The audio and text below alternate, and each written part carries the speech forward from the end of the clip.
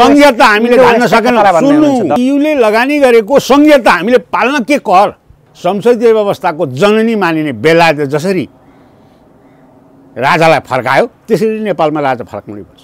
कि त राष्ट्रपतिले यसलाई चाहिँ ट्र्याकमा ल्याउनलाई सैनिक शासन लाउनु पर्यो, नभए फेलियर स्टेटमा गइसक्यो। कार्यपालिका, व्यवस्थापिका, न्यायपालिका यी तिनटै सकिए नि त। अनि व्यवस्था छ, अब यो व्यवस्थाले हामीलाई गर्छ भनेर चाहिँ भन्नु, अनि त्यसको चाहिँ म प्रधानमन्त्री हुँ, त्यसको मन्त्री हुँ, म सचिव हुँ, म राष्ट्रपति हुँ भनेर हुक्का गर्नु, त्यो के अर्थ हुन्छ? रुस र चाइना सहभागी नहुँदा जो बाइडेन रिसाए, ब्याङ्गै उफ्रिए, यसले हामीलाई उ गरेन भनेर।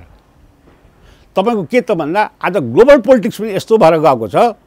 अब एउटा मात्रै इन्डो वेस्टमा मात्रै छिरेर मुलुक बाँच्नेवाला छैन। रुस र चीन बिचको सानिध्यताले, जस्तो COP20 गएनन्, रुस र चीन सहभागी भएनन् यो जलवायु सम्बन्धी उसमा, यसले के देखाउँछ भन्नुहुन्छ भने शीत युद्धको प्रारम्भ भयो। औ त कृष्णबहादुर महराले भनेन 50 अरब त के 50 खरब भए पनि एमसिसी पास गर्नु हुँदैन, यो राष्ट्रहित विपरीत छ। एमसिसी किन यसो गर्यो भन्दा मैले अध्यक्ष र जाने मलाई तपाईँको यहाँ आएर जाने मलाई एयरपोर्टमा भनिसकेँ त। विश्व दुनियाँको भूगोलबाट हेर्नुभएका सम्पूर्ण नेपालीहरूलाई म हार्दिक स्वागत गर्न चाहन्छु। आदरणीय दर्शकबिन, पछिल्लो समय नेपालको स्थिति हेर्दाखेरि साँच्चीकै यति बेला देश चरम सङ्कटमा फँसेको आभास हुन्छ। देशका प्रमुख अङ्ग कार्यपालिका, न्यायपालिका र व्यवस्थापिका भित्रको समस्या आखिर कसरी आयो त? यति बेला न्यायपालिका भित्रको चरम विवादले, चरम व्यतिथिले गर्दा सिङ्गो नेपाली जनताहरूले न्याय नपाएको आभास भइरहेको छ। अब देश साँच्चीकै यही अवस्थाबाट अगाडि गुज्रिरह्यो भने हाम्रो गन्तव्य कता त?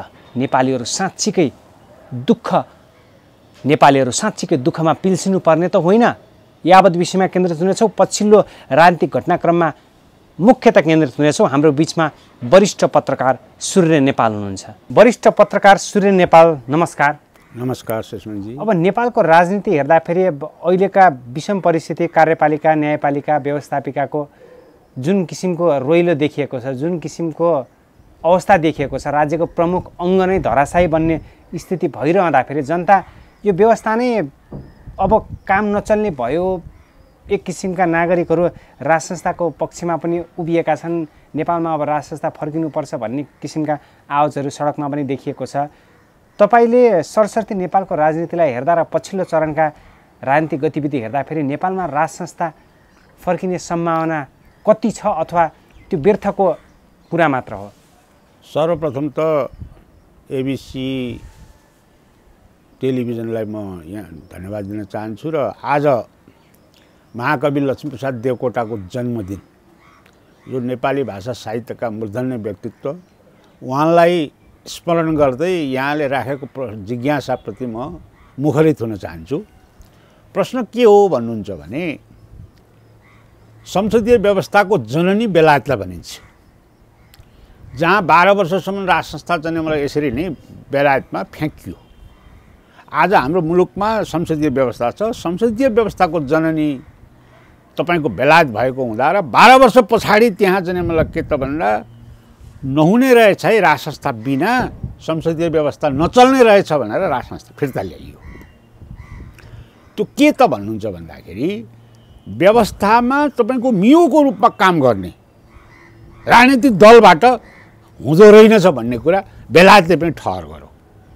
र जस्तो हाम्रो नेपालमा राजनीतिक दलको आवरणबाट गएका राष्ट्रपतिहरूको खेल हेर्दा हुँदै हामीले त्यही पायौँ। जस्तो तपाईँलाई भन्छु, संसदीय व्यवस्थाको मूल के त भन्दा न्यायपालिका विशुद्ध हुनुपर्छ, नैतिकतावान हुनुपर्छ, नेता नैतिकवान हुनुपर्छ, नेतामा चारित्रिकता हुनुपर्छ। तर यहाँ त के भने व्यवस्थापिका, कार्यपालिका, न्यायपालिका भतभङ्ग भयो। अर्थात् न्यायपालिका कुस्ती घर हो। तपाईँ मान्नुहुन्छ? न्यायपालिकाभित्र न्यायपालिका नै कुस्ती घर हो, वकिल बीच लड्ने कुस्ती घर हो। अब कुस्ती घरले न्याय कसरी दिन्छ? जबकि तपाईँको संसदीय व्यवस्थाको मूल मर्म नैतिकवान, चारित्रिक, विधिको शासनमा हिँडाउने भन्ने न्यायपालिका हो। त्यो कुस्ती घर भएपछि अब संसदीय व्यवस्था छ भनेर हामीले कसरी भन्ने? संसदीय व्यवस्था सकियो, गणतन्त्र सकियो। त्यसो भए संसदीय व्यवस्थाभित्रको यो विकृति कसरी हाबी भयो त? राजनीतिक दल यिनीहरूले आचरण पुरा गर्न सकेन।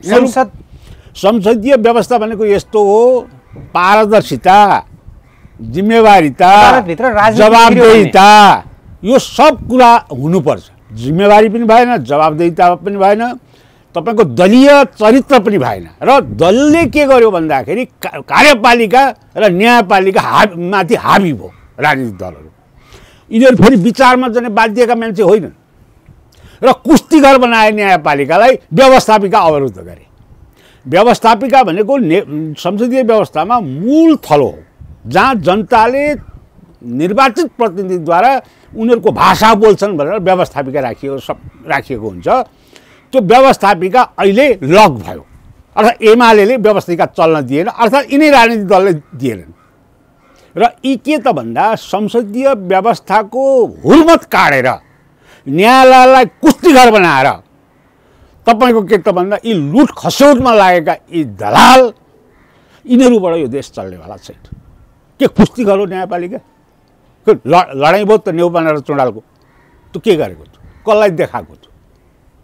त्यसैले गर्दाउँदी त्यसो भए यो व्यवस्थाभित्रको विकृतको पराकाष्ठ हो यो त संसदभित्रको गतिविधि के भने यिनीहरूले निकास नपाएको अदालतभित्रको इन्डो वेस्टको डिजाइनमा यिनीहरू जब जाने सोनिया गान्धीबाट तपाईँको आए, यो नेपाल सक्ने नीतिमा यिनीहरू जब आए, यिनीहरूले के गरे त पहिलो कुरो कहाँ बिगारेको कुरो भन्नुहुन्छ भने 47 को संविधान सर्वपक्षीय चाहिँ मतलब आवरण बनेको थियो। 47 को संविधानलाई आफूले लेखेको तमसु पाखे तमसु जस्तो बनाएर त्यसलाई डस्टबिनमा हालेर 12 बुँदे एजेन्डामा, माओवादीको एजेन्डामा 12 बुँदे चाहिँ सम्झौताको माओवादीको एजेन्डामा यिनीहरू जब आएर संविधान बनाउँछौँ भनेर तपाईँको के त भन्दा नेपालको वास्तविक नेपाली पहिचान दिने राज संस्थालाई किनारामा लाएर आफै छोटे राजा हुन यिनीहरूले जुन एक्सर्साइज गरे त्यही त्रुटि भयो। किन भन्दा सर्वपक्षीय रूपमा चाहिँ संविधान निर्माण गर्नु पर्थ्यो, सबैलाई स्पेस दिनु पर्थ्यो। 5 दल चाहिँ स्पेस हुने, 7 दललाई चाहिँ, अरूलाई चाहिँ नहुने होइन, अर्थात् दलदेखि बाहिरको मान्छे होइन, ढुङ्गो माटो हो। यस्तो हिसाब किताबको जुन परिभाषा लाइयो हो त्यही विकृति आयो। र कसले चाहिँ मतलब के त भन्दा न्यायपालिकामा कुन दलले चाहिँ आफ्नो हाबी हुन सक्छ, कसको चाहिँ वर्चस्व हुन सक्छ भन्ने लुसाचौनी भयो। काङ्ग्रेसले त्यही गर्यो, एमाले त्यही गर्यो, माओवादीले त्यही गर्यो, मधेसीहरूले पनि त्यही गरे।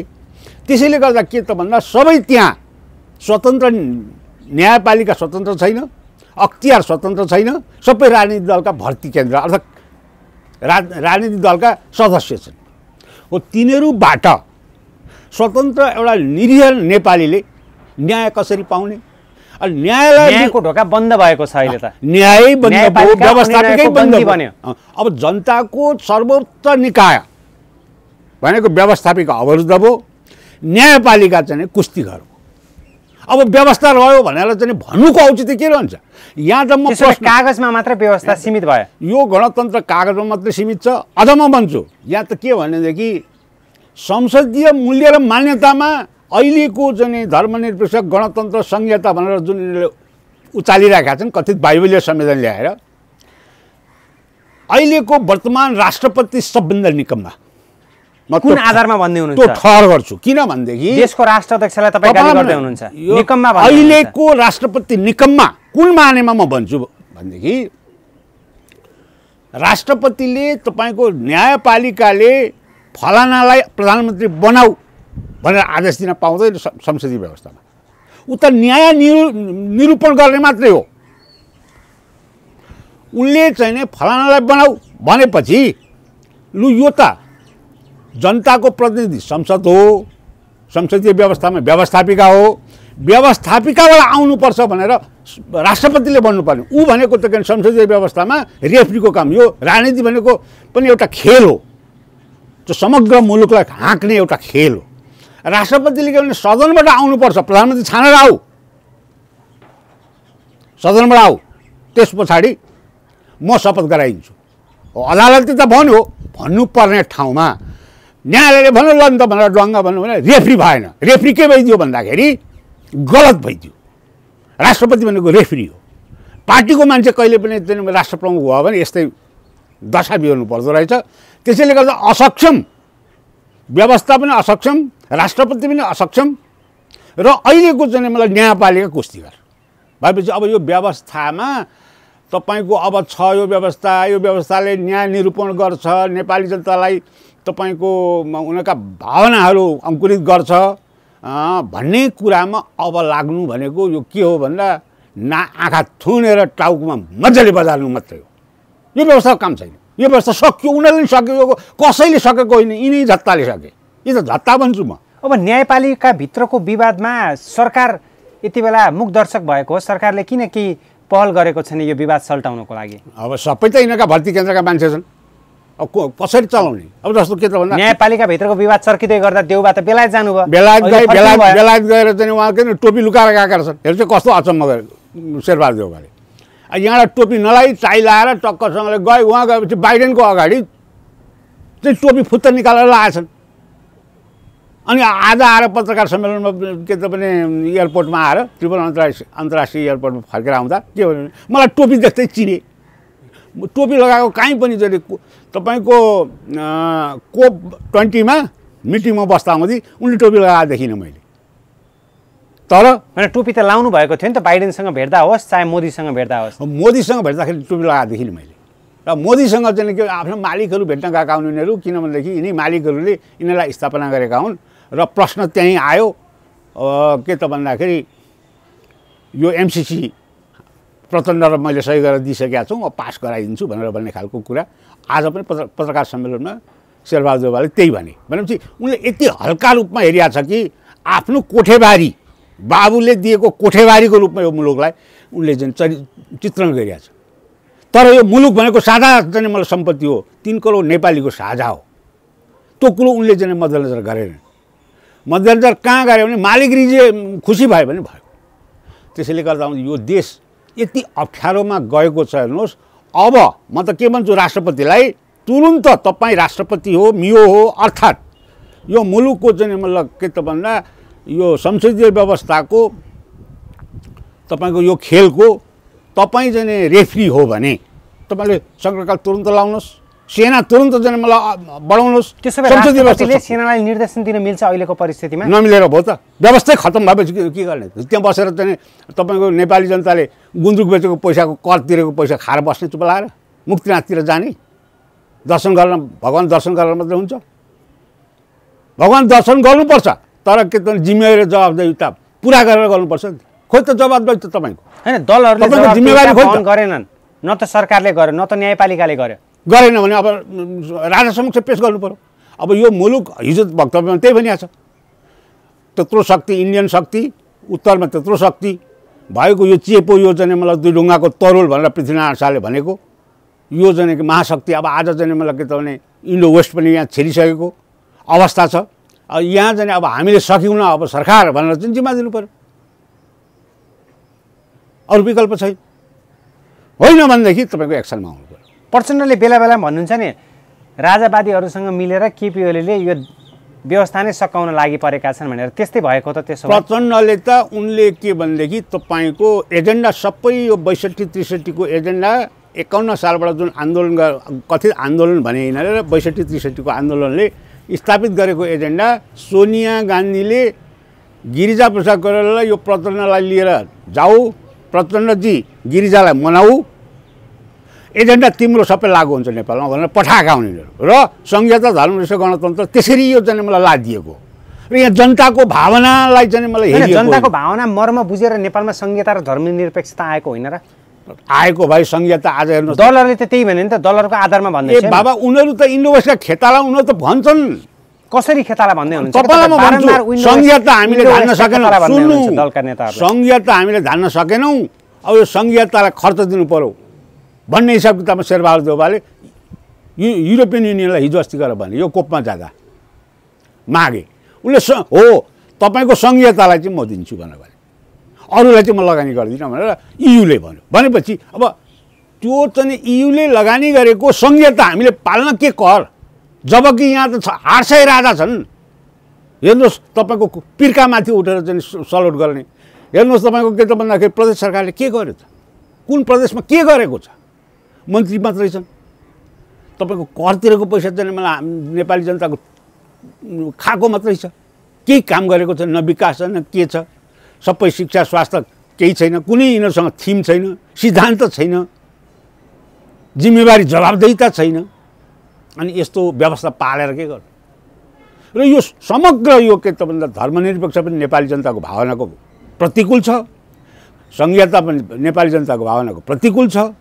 वैदिक सनातन हिमवत खण्ड हाम्रो चाहिँ मतलब के त भन्दा अनादिकालदेखि चलिआएको धर्मनिरपेक्ष पनि प्रतिकूल छ। त्यसैले संसदीय व्यवस्थाको जननी मानिने बेलायतले जसरी राजालाई फर्कायो त्यसरी नेपालमा राजा फर्काउनै पर्छ, अर्को निकास। तर बेलायतसँग दाँजेर नेपाललाई हेर्न मिल्छ अहिलेको परिस्थितिमा? होइन, असफल भइसकेपछि गर्ने के त, बाटो कहाँ छ? यसको अर्को असफलको परिभाषा के हो? कहाँनिर असफल भयो देश? व्यवस्थापिका सकियो, व्यवस्थापिकामा कामै हुँदैन। आज जनताको आवाज बोल्ने ठाउँ व्यवस्थापिका हो। जनताले के आवाज गरिरहेका छन् त्यसको चाहिँ मतलब व्याख्या गर्ने भनेको जनताका कुराहरू बोलिने भनेको व्यवस्थापिका हो। त्यो व्यवस्थापिका निर्णय भएको कुरा कानुन बन्छ। त्यो लक गरिया छन्, यिनै राजनीतिक दलले लक गरिया छन्, उनीहरूको भागभण्डाको नमिलेर। न्यायपालिका तपाईँको कुस्तीघर भएको छ भने अब यो व्यवस्था कसरी रहन्छ? भनेपछि यो व्यवस्था र अहिलेको कार्यपालिका न्यायपालिका र व्यवस्थाभित्रको अवस्थालाई हेर्दाखेरि कहीँ कतै मुलुक असफलताको यात्रा त्यो बाटो त तय गरिरहेको छैन भन्ने? असफल त भइसक्यो भने त्यही त टेक ओभर गर्नु पर्यो राष्ट्रपतिले। भनेपछि नेपाल फेल्ड स्टेटको चरणमा छ यति बेला? अब एकदम फेलियर स्टेजमा, एकदम ढिलामा छ। कि त राष्ट्रपतिले यसलाई चाहिँ ट्र्याकमा ल्याउनलाई सैनिक शासन लाउनु पर्यो, नभए फेलियर स्टेटमा गइसक्यो देश त। कि त तपाईँको इमरान खान जन्मिनु पर्यो। को त इमरान खान? इमरान खान जन्मिनु अहिलेको तपाईँको ग्लोबल पोलिटिक्सले पनि त दिँदैन, समयले जन्माउने हो नि त। कि त इमरान खान जन्मिनु पर्यो यो मुलुकमा? इमरान खान जन्माउनको लागि त पाकिस्तान जानु पर्यो? होइन, त्यस्तै खालको मान्छे चाहियो, सबै कुरा बुझेको। अब राजनीति भनेको त तपाईँको एउटा जाब हो। चेस खेल्दा पनि नियम हुन्छ, राजनीतिमा नियम हुँदैन, त्यसमा पनि संसदीय व्यवस्थाको नियम छैन। यो त 3 पिलर सिस्टम हो नि त, कार्यपालिका, व्यवस्थापिका, न्यायपालिका। यी तिनटै सकिए नि त। कार्यपालिकाका सबै घुसिया मात्रै छन्, व्यवस्थापिका लक छ, न्यायपालिका कुस्तीघर छ, अनि व्यवस्थापन छ। अब यो व्यवस्थाले हामीलाई गर्छ भनेर चाहिँ भन्नु, अनि त्यसको चाहिँ म प्रधानमन्त्री हुँ, त्यसको मन्त्री हुँ, म सचिव हुँ, म राष्ट्रपति हुँ भनेर हुक्का गर्नु, त के अर्थ रहन्छ? यो फेल भइसक्यो।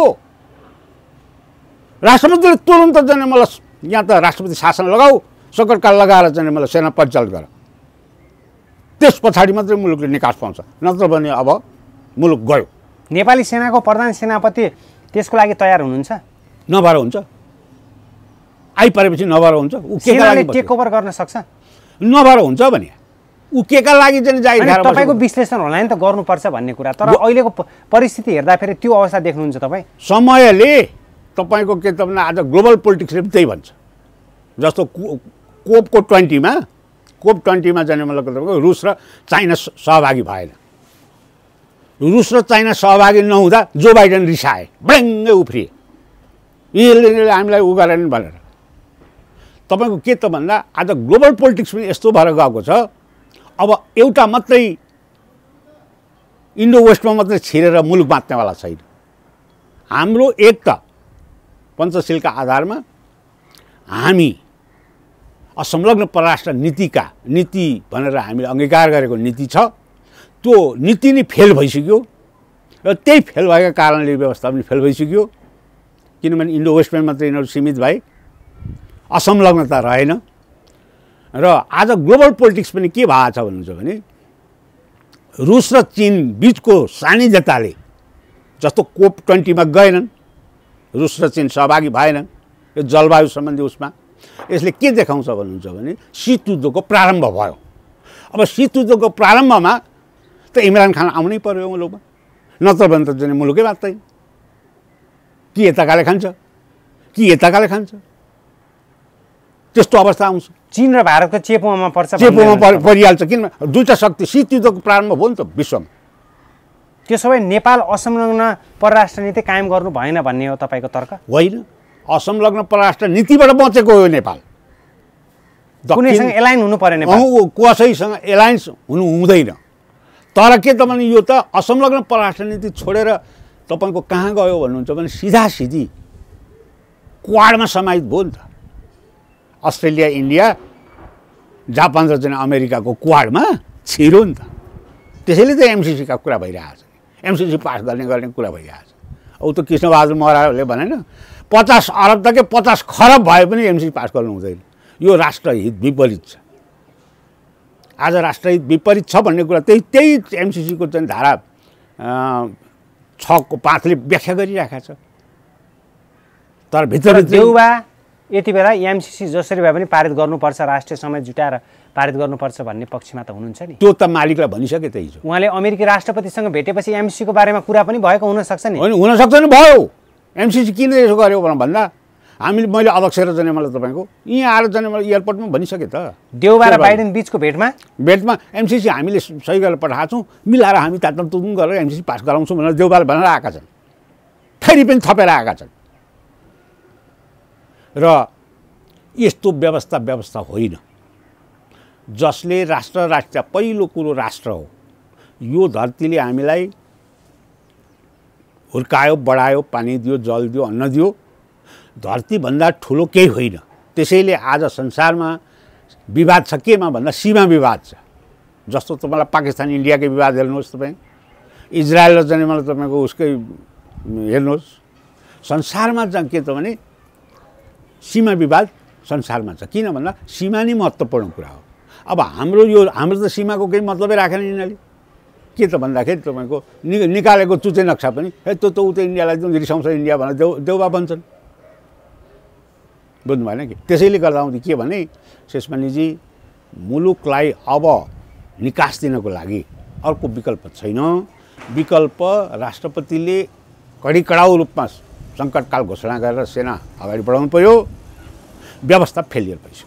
ठिक छ, जाँदा जाँदै सम्पूर्ण नेपालीहरूलाई यो परिस्थितिमा केन्द्रित भएर के अवगत गराउन चाहन्छु? म के भन्छु भन्दाखेरि आम नेपाली दाजुभाइ दिदीबहिनीहरूलाई, आदरणीय आमा बुबा दाजुभाइ दिदीबहिनीहरू हो, यो मुलुकमा इन्डो वेस्टका खेतालाहरूले तपाईँ हामीले दिएको करमा मुनपरी लुसाचुनी गरेर मुलुकलाई बन्धक राखे, तपाईँ हामीलाई लुटे, हामीले तिरेको कर यिनीहरूले खाएर नेपाल राष्ट्र र राष्ट्रियताको पक्षमा बोलेनन्, आफ्नो र आफू अनुकूलको मात्रै काम गरे।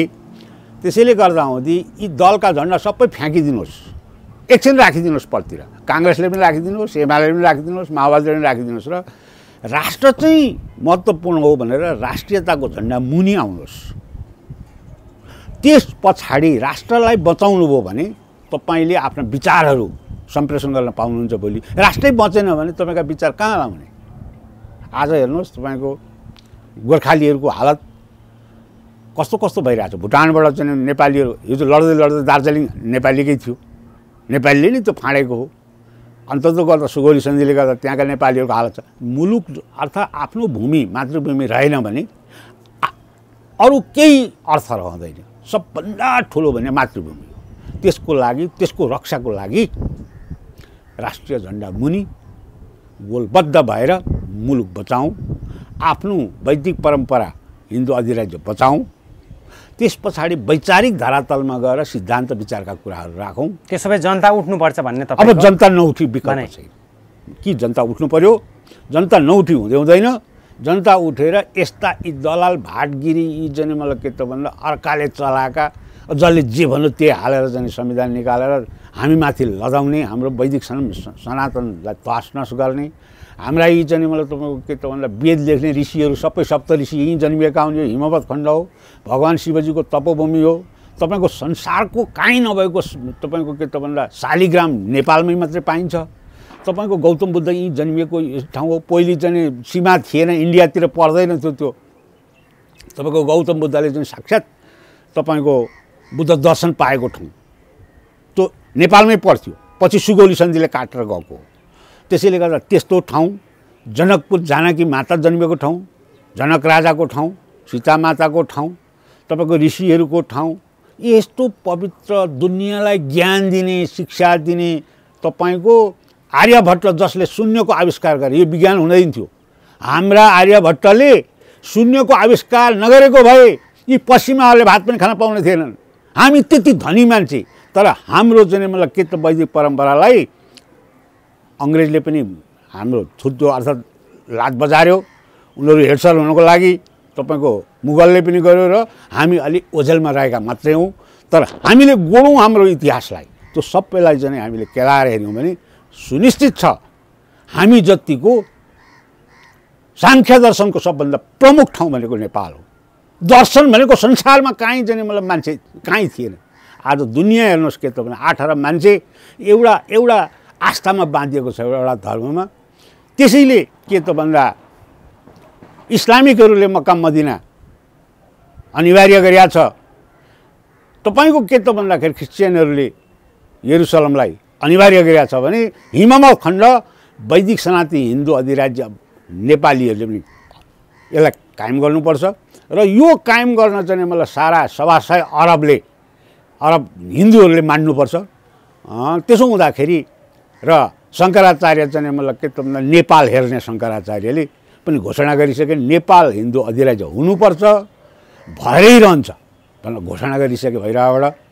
त्यसैले गर्दाखेरि यो मुलुकलाई हाम्रो अपनत्व कायम गर्नको लागि वैदिक सनातन सहितको हिन्दू अधिराज्य र मियो बेगरको दाइँ भएको हुनाले मियो नेपालको राज संस्था यो कायम गर्नुपर्छ। यसैमा निकास छ। हुन्छ। समय र विचारको लागि वरिष्ठ पत्रकार सूर्य नेपाल सर हार्दिक आभार व्यक्त गर्न चाहन्छु। धन्यवाद यहाँले पनि मेरो विचार जनता समक्ष दिने समय निर्धारण गरिदिनुभयो। यहाँलाई पनि धन्यवाद।